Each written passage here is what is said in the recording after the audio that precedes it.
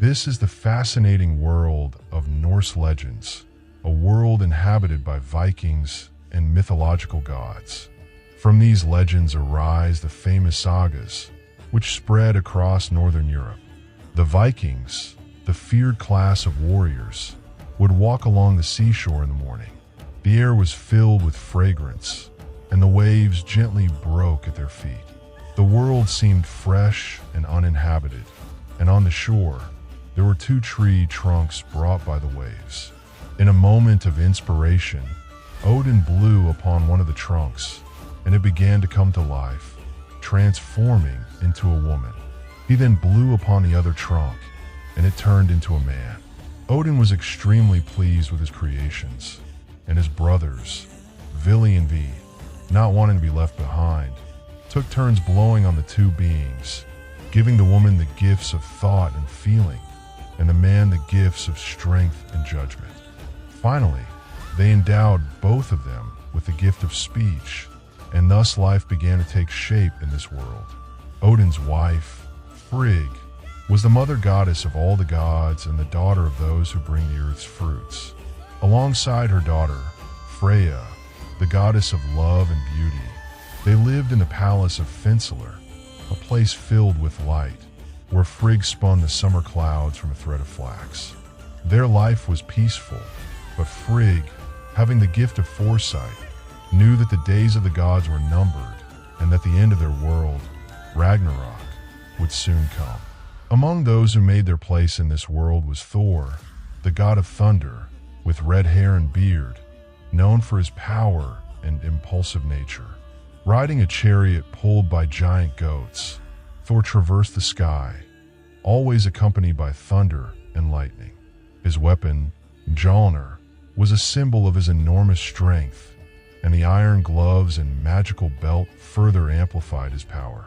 Thor lived in a vast palace filled with riches and was known as a great lover of food and drink, often described as a gourmand.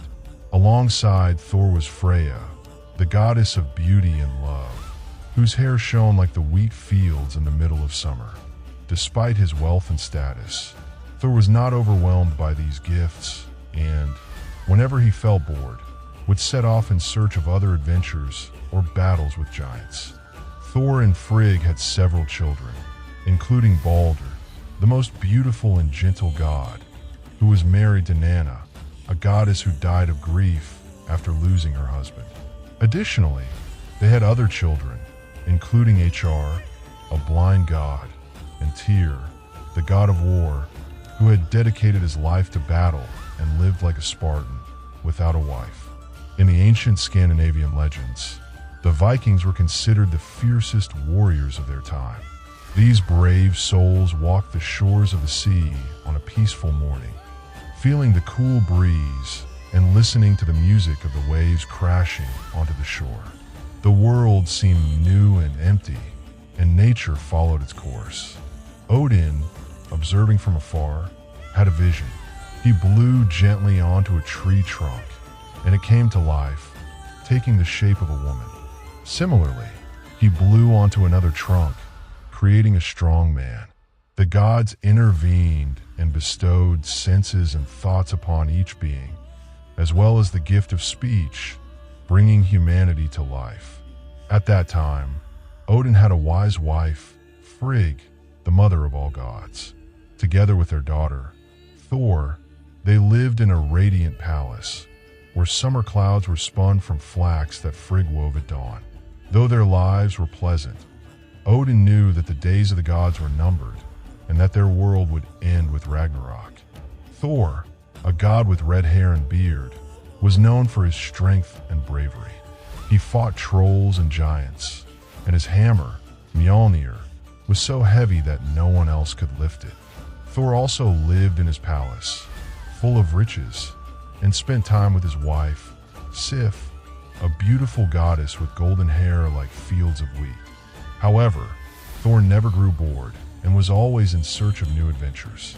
In Norse mythology, there are other characters, such as Loki, the god of mischief, and Hel, the goddess of death, who ruled over the underworld where the souls of the dead resided. Hell had a double-faced appearance, beautiful on one side, but hideous on the other, symbolizing the duality of life and death.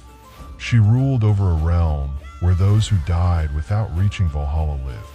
Ragnarok, the end of the world, was approaching. After a catastrophic battle, most of the gods and humans would perish. Following the destruction, a new world would be reborn, led by those who survived. Even in the midst of the world's end, a new sun would rise. By the early 11th century, the Scandinavian peoples began to distance themselves from these pagan legends, gradually embracing Christianity.